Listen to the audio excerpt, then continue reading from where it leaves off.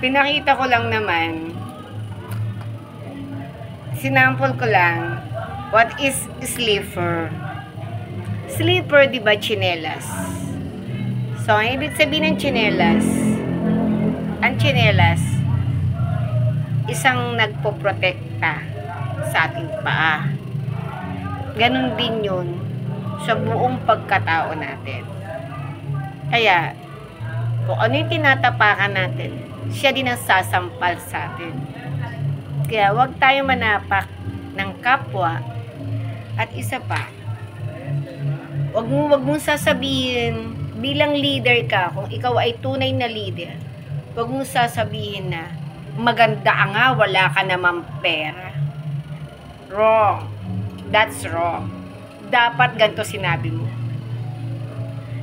Tayo ay magaganda.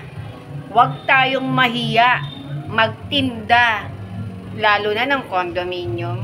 Maging confident tayo, milyon ang binibenta natin.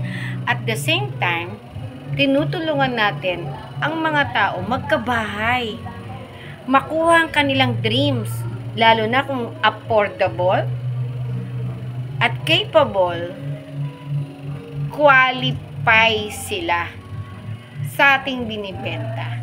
Huwag natin tuturuan ang ating kliyente na gumawa ng kadayaan sa sarili. Bakit? Dahil pagdating ng araw, nahihirapan din sila. Yun ang sinasabi kong tsinelas.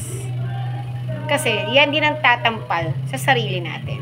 Kaya ang tsinelas ko, hinuhugasan ko, nililinis ko, iniingatan ko, at lagi kong daladala. Ganon din yung pagkatao ko.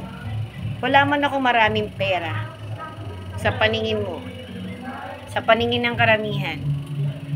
Madali lang naman kumita ng pera. Magsipag ka, 'di ba? Pero yung ipuput down natin ang kapwa natin, didegrade natin, it's a wrong move. Kung leader ka, ang puso mo hindi mayabang.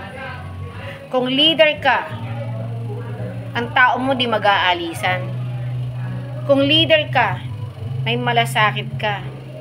Ako, kumakain ako ng masarap sa lamesa dahil sa kumpanya na mga tinatrabahuan ko. Libre yun.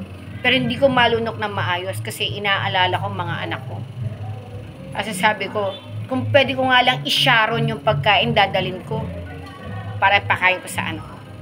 Pero pagka-komisyon naman ako, bongga ako sa kanila.